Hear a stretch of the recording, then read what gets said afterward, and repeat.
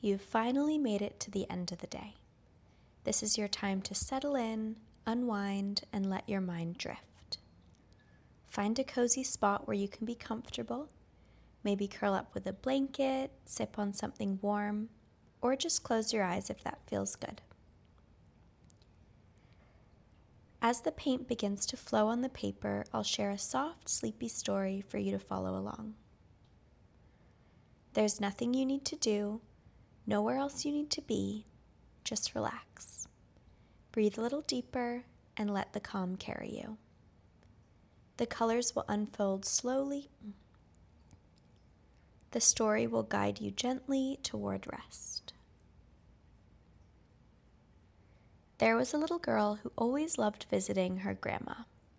From the moment she stepped onto the little stone path that wound through her garden, she could already smell something sweet drifting from the windows. Grandma was the best baker. Everyone in town said so. But to the girl, it wasn't just the cakes and pies and breads. It was the way Grandma's house always felt safe, like it was wrapped in a warm hug. Inside, the home glowed with comfort.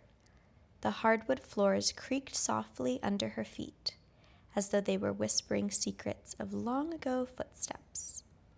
Shelves full of storybooks lined one wall of the living room, fairy tales, mysteries, and adventure, each one worn from being read many times over. In the hallway, a tall closet stood brimming with gowns of Grandma's younger days, satiny dresses that shimmered faintly in the light, lace-trimmed gloves tucked into little boxes, and hats with ribbons that looked like they once danced at very fancy parties. As always, Grandma welcomed her with a hug that smelled of cinnamon and lavender soap. "Today," she said with a little twinkle in her eye, "we're going to bake a very special cake. But I need your help. There are 5 very particular ingredients we must have. Here's the list, my dear. I'll prepare the rest while you go out and find these little treasures." The girl took the paper eagerly, her imagination already beginning to stir. She could almost feel the day turning magical as she set off into town. Her first stop was a shop in the village. The name of the store was written neatly on her list in Grandma's beautiful curly handwriting. She used a purple fountain pen. The girl didn't recognize the name of the store. As she walked through the cobbled streets, she finally found it at last, after looking at every name she passed. Turns out it was a little crooked building with windows stacked high. Inside the windows, she could see jars and bottles of every color. In the windowsill was a little cat, with fur the color of warm pancakes with butter. It was stretched out in the sun, purring in its sleep, not a care in the world. Gingerly, the girl twisted the doorknob and walked into the shop. A little bell dingled above her head as she did so. Inside, the air was filled with spices, sweet, sharp, and earthy, all at once. Behind the counter stood a kind old man with spectacles that slid down his nose. "Ah, I see you've come for something special," he said, as if he already knew. She read the unusual name from her list and admitted she'd never heard of it before. The old man smiled and explained that the spice came from the dried petals of a flower that only bloomed under moonlight. He showed her a hand-blown glass jar that shimmered faintly, as though the petals inside still carried a bit of moonlight with them. The jar had a light purple color in the glass, and she thought it would make beautiful sea glass one day. The girl thanked him and asked for directions to her next stop, which was even stranger. She'd never heard of it either. He smiled and nodded toward the cat in the windowsill. "Pancake knows the way. Follow him."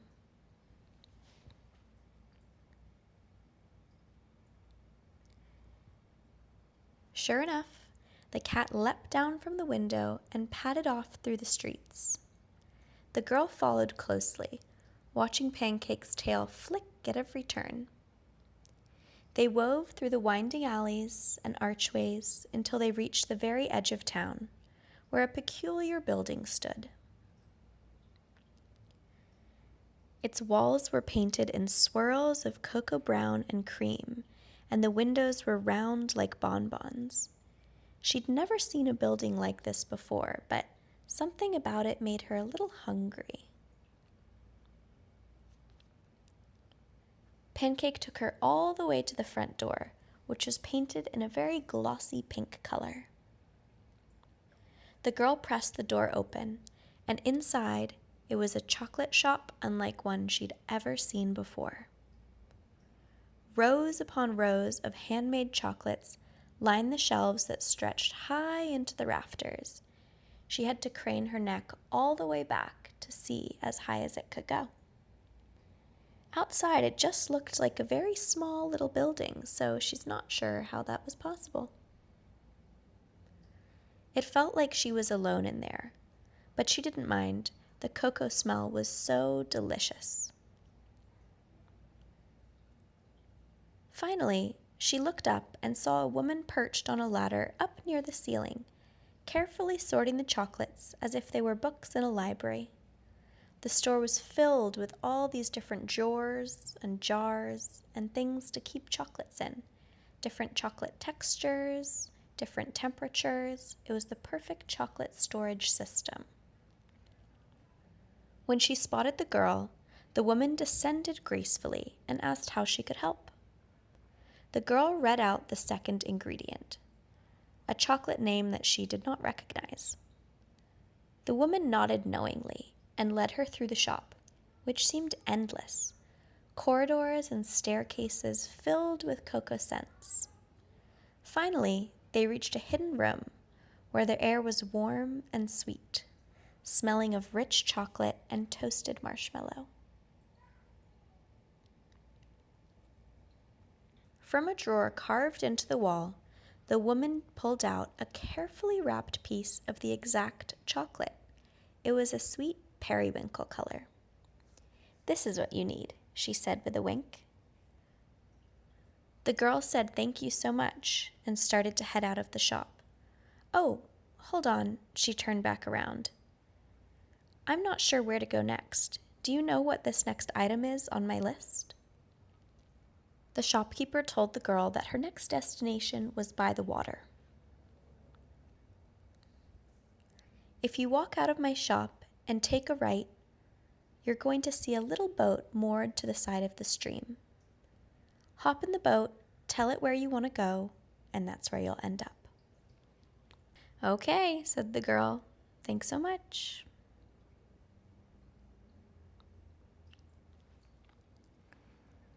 The girl followed the instructions, went right out of the shop, now smelling fresh mountain air, and there, right at the edge of the stream, was a little wooden boat. She hopped in, clutching her little velvet basket close to her. That's where her treasures were. The boat drifted gently along the stream, rocking her like a cradle. As they meandered down, she could watch the town pass. Little children running around, teenagers sneaking off for dates, people walking their dogs, meeting up for coffees, laughing, all those things that people do. The girl leaned over the side to trail her fingers through the cool, clear, rippling water. It sparkled in the afternoon light. Turquoise dragonflies zipped past, their wings like shards of stained glass. Frogs croaked lazily from the lily pads. All the creatures seemed to be having a very nice day.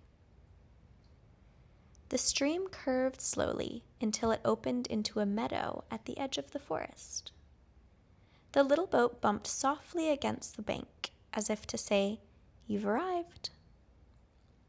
The girl climbed out, her velvet basket swinging at her side, and she looked around in awe. Before her stretched a vast soft field, thick with blossoms of every imaginable shape and color: blush pink, buttery yellow, warm coral, and deep violet.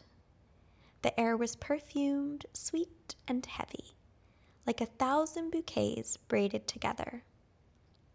Butterflies fluttered overhead, and the sound of bees hummed like gentle music. The third name on her list was Sky Bells, but she didn't know what this was, and she'd never seen one. She hoped it would reveal itself. There was no one else here to ask. She wandered slowly, brushing her fingertips along the petals, crouching now and then to inhale a flower's fragrance. At last she spotted them, a patch of pale blue blossoms that seemed to glow faintly, as though they had trapped pieces of the daytime sky inside their petals. Each flower hung in a delicate cluster, shaped like tiny silver bells that swayed in the breeze. The girl knelt down carefully, marveling at their quiet shimmer. As she picked a small bundle, a breeze passed through the meadow, and the flowers made the gentlest ringing sound, as if they were chimes whispering a song only she could hear.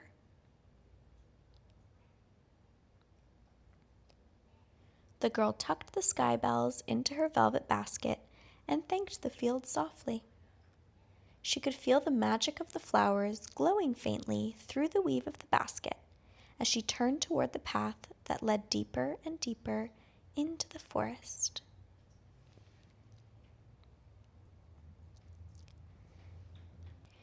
The day was growing warm, so she was relieved to see that the forest greeted her with some shade and birdsong. Tall trees stretched skyward, their branches tangled together like clasped fingers, filtering the sunlight into dancing patches. The ground smelled rich with pine and damp earth, and the air felt cooler here, wrapped in a green hush. Everywhere she looked, there seemed to be a different green, some bright, some mossy, vibrant and cool. She naturally followed the winding path, her imagination painting shapes in the twisted roots and mossy stones. A log looked like a dragon resting, a hollow stump like the doorway to a fairy house. Deeper and deeper she walked, totally losing track of time, until the path led her to a little glen. Here, the ground was scattered with mushrooms in every size, tiny clusters like buttons, tall stems with wide caps, some spotted, some plain. They seemed to form natural stepping stones across the moss, glowing faintly with dew. But in the very center of the glen stood one mushroom unlike the rest. Its cap gleamed like polished silver, catching the light that slipped through the branches above. It was delicate, almost translucent, as if it had been spun from moonlight itself. The girl approached softly, remembering her grandmother's words. A special cake needs special care. She knelt and plucked the shimmering mushroom as gently as if she were lifting a bird from a nest. For a moment, the air seemed to hum, and she thought she heard the trees sigh with approval. She was relieved because she wasn't sure if she should have plucked the mushroom. She just had a feeling. She placed it in her basket and noticed a tiny fox cub watching her from the edge of the glen, its fur the color of autumn leaves.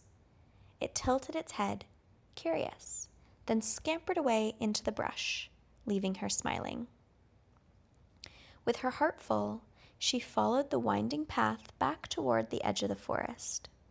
Just as she got there, she looked back and noticed that the mushroom had started to grow back. Phew, she thought. Whoever needs to make a cake next will be able to get their mushroom too. By now, the light of day was slowly dimming, and the forest gave way to open skies. She glanced at her list again, rubbing the paper between her fingertips. The final line still puzzled her, because it wasn't an ingredient at all. It was a riddle. I have no mouth, but I can sing. I hide by day, but shine by night. I am not flame, yet I bring light. What am I? She repeated the riddle aloud as she walked, trying to think. Birds could sing, but they had mouths. Lanterns brought light, but they were flames. She frowned, tapping her chin, when suddenly the stream carried her boat out to a clearing where the horizon stretched wide and open. The first star blinked awake in the sky. Behind it another, then another. She gasped. Of course, the answer was stars. But how could she collect something so far away? She looked down at her velvet basket, where the moon petal spice still shimmered faintly in its hand-blown glass jar. On a whim, she lifted the jar and held it open toward the heavens. Please, she whispered, may I borrow a little bit of your light?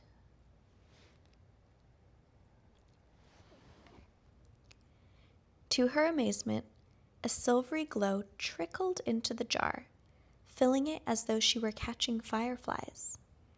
The stars above twinkled more brightly, as if winking at her in encouragement. When the jar was full, the glow pulsed gently, warm in her palms like a captured lullaby. She clasped it tightly to her chest, smiling with relief. The fifth and final ingredient was hers. She'd only gone and done it. Her heart fluttered with pride as she made her way back home, the jar glowing softly to guide her along the path. With all 5 ingredients safely in her velvet basket, she hurried back home. As soon as she opened the door, the smell of warm butter and sugar wrapped around her like a blanket. Grandma's eyes lit up when she saw the treasures. Well done, my dear, she said, tying a soft apron around her granddaughter's waist, an apron that matched her own. Together, they set to work. They sifted the moon petal spice, melted the special chocolate, folded in the glowing blossoms, stirred the forest mushroom carefully, and at last added a drop of starlight. The batter shimmered faintly as they poured it into the pan. While it baked, they prepared the frosting, smooth and glossy, and decorated the cake in winding patterns of icing, each line curling and flowing into the next, like gentle ripples across a pond. The lines carried out throughout the entire cake, following the contours of each other, almost like auras. They then popped the cake into the warm Aga oven. Why don't you go find a book, Grandma said, on the big shelf, and I'll read it to you while the cake bakes. They sat together on the cozy sofa, and Grandma read a story to the girl. It felt like forever before the cake was ready, but at last the oven timer chimed. Grandma walked over to the oven, placed her big chunky oven mitts on, and pulled the cake out of the oven. She placed the tray on top and said we needed a little bit of time for it to cool before it was ready. The girl knew a very creative part of this process was coming up next, and she was extremely excited. They walked down the hallway to the corner of the house, which was the decorating room. It was filled with all kinds of plates and glasses, forks and knives, napkins and china. Grandma let her choose the finest china and linens. The girl chose colors that all went together and made her feel happy. She chose some pale purple plates with a gold trim, fluffy napkins as soft as clouds, and a teapot painted with delicate little jasmine flowers. Once the table was set, the cake was ready. Grandma poured them each a big cup of Earl Grey tea with a nice splash of milk. Steam rose from the cup and melted so nicely with the scent of the cake. At the table, they cut the cake and had tea together, savoring every bite. It was the most delicious cake she'd ever tasted, warm, sweet, and maybe a little bit magical.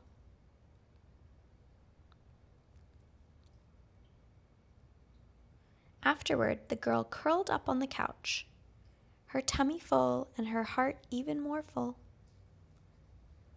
From where she was lying, she could look perfectly out of the window, where the dusk was really falling over the earth.